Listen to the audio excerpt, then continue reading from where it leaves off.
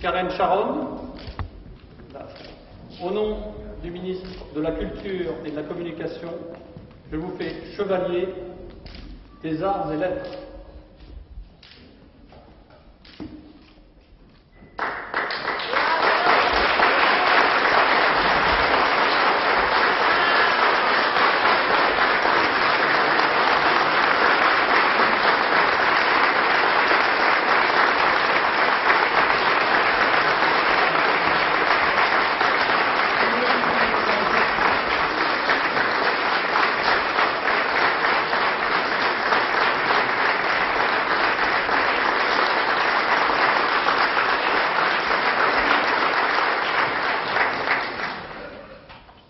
Monsieur le Consul général, Monsieur Hervé Magro, cher Monsieur Mouchekanti,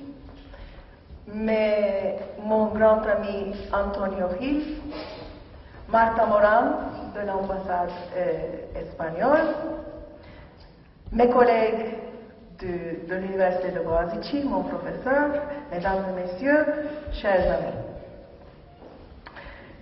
C'est avec une très grande joie mêlée d'émotion, que je reçois aujourd'hui des mains du représentant de la France l'insigne de chevalier dans l'ordre des arts et des lettres.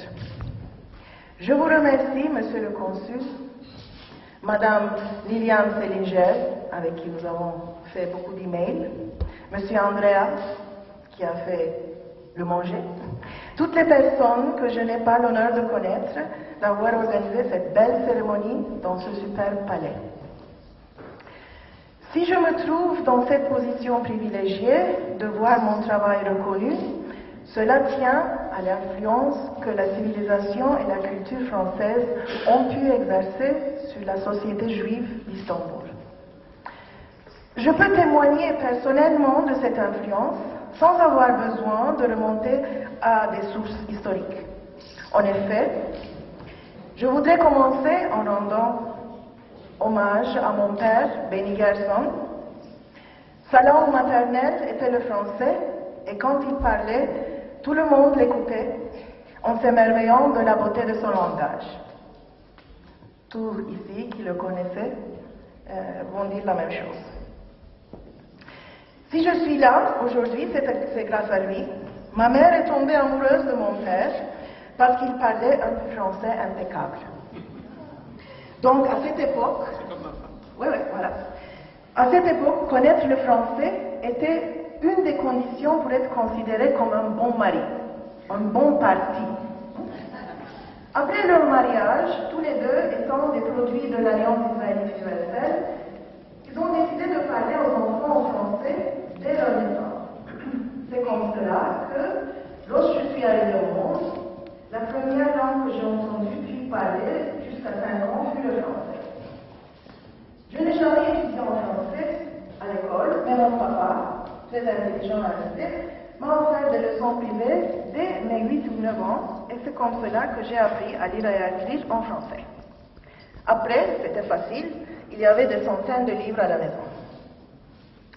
À l'université, pendant que j'étudiais la philologie anglaise, j'ai voulu apprendre un peu de littérature française et j'ai pris 2 cours sur la littérature du XXe siècle. À la fin du cours, nous devions rédiger une dissertation sur une œuvre littéraire. Quand je l'ai reçue en retour avec la plus haute note, j'étais très contente.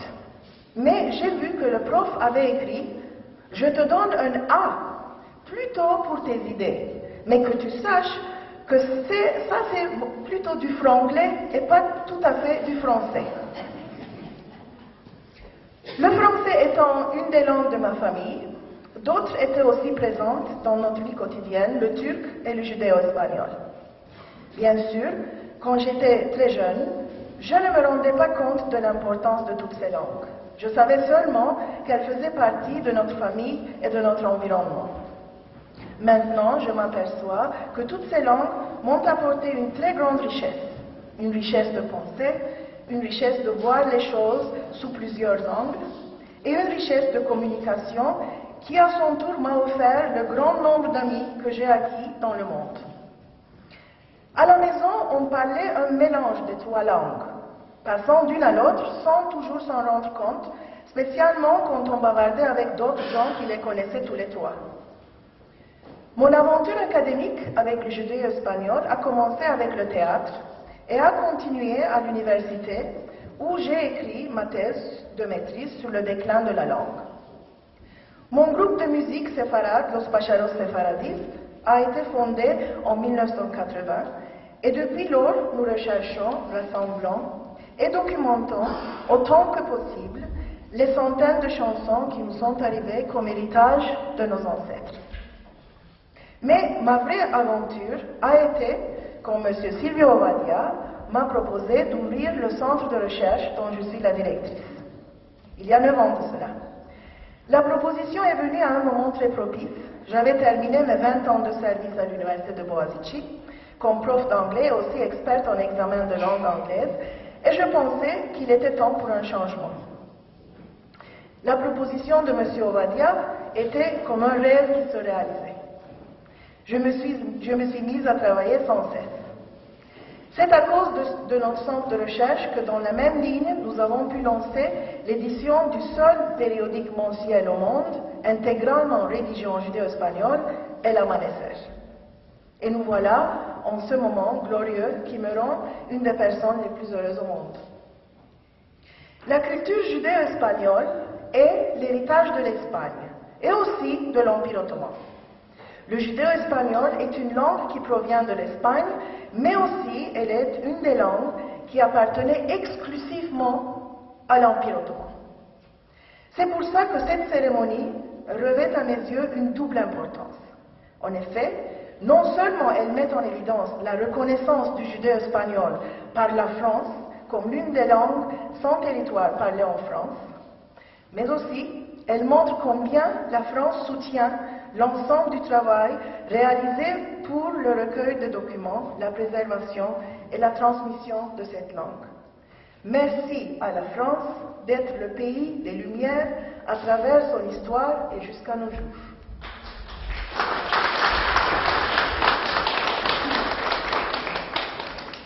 Queridos amigos, esta ceremonia constituye uno de los más importantes momentos de mi vida.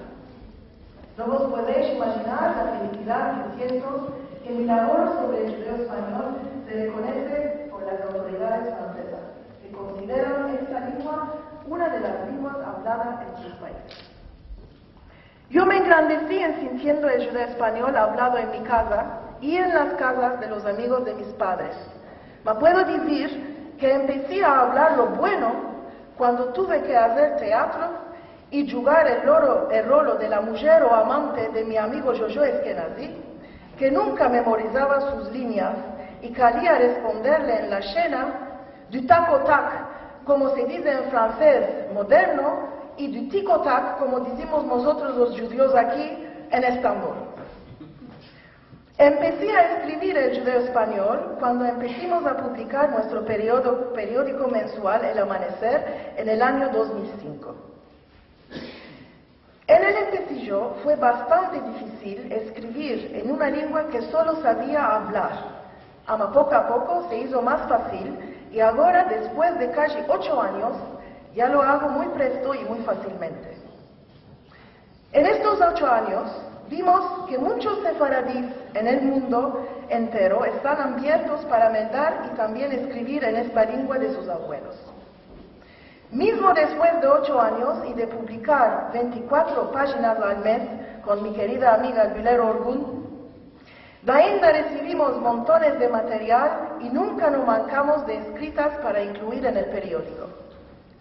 Este material será un tesoro para las futuras generaciones si se interesan a alcanzar su herencia cultural.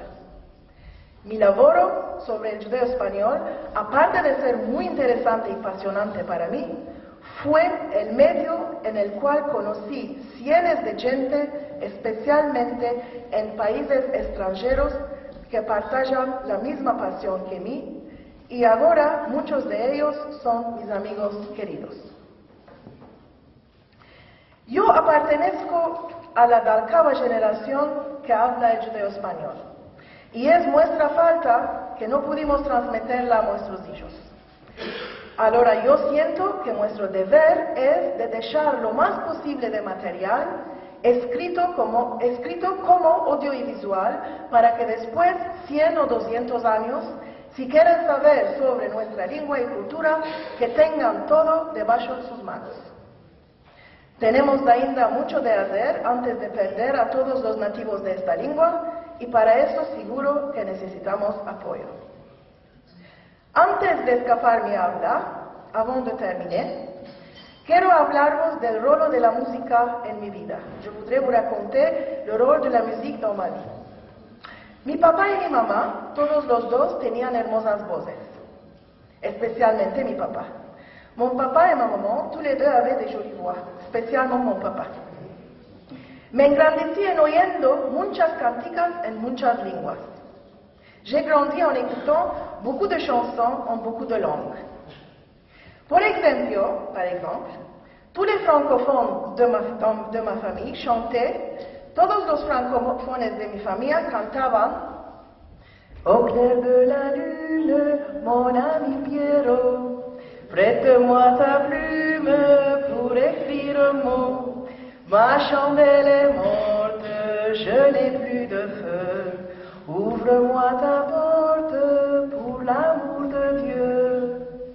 Et puis, y también, il était un petit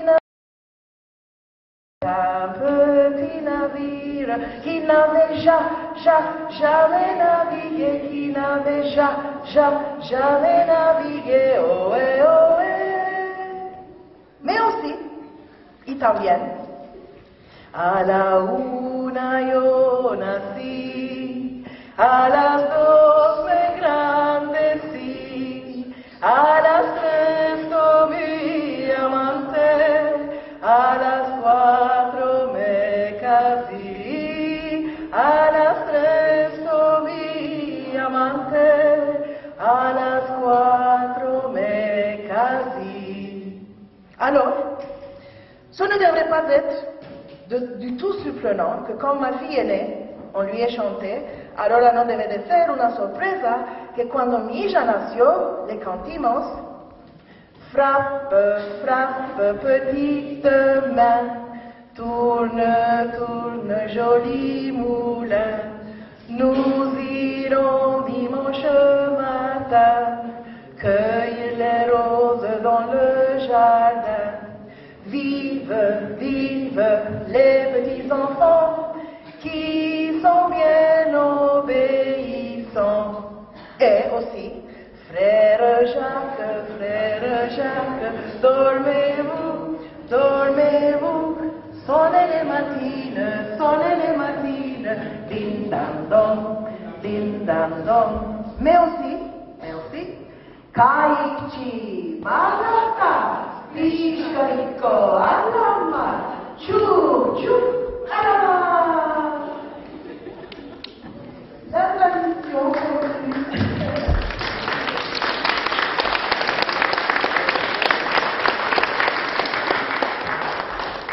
La tradition continue et elle continuera autant que l'on pourra.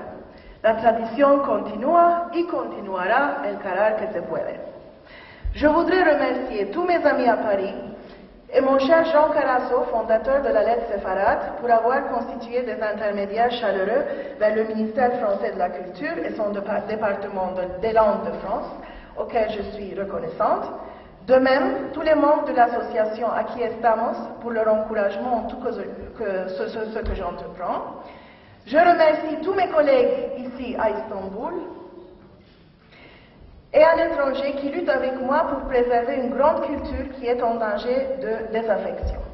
Je remercie spécialement Silvio Ovadia pour m'avoir donné la possibilité de réaliser mon rêve de consacrer tout mon temps à la recherche en judéo-espagnol.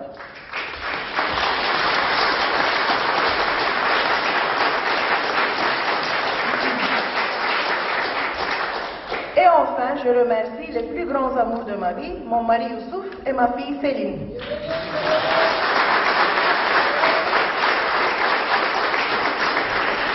Merci beaucoup. Youssouf'u göster. Gel Yusuf. Allez, la famille. La famille. Céline.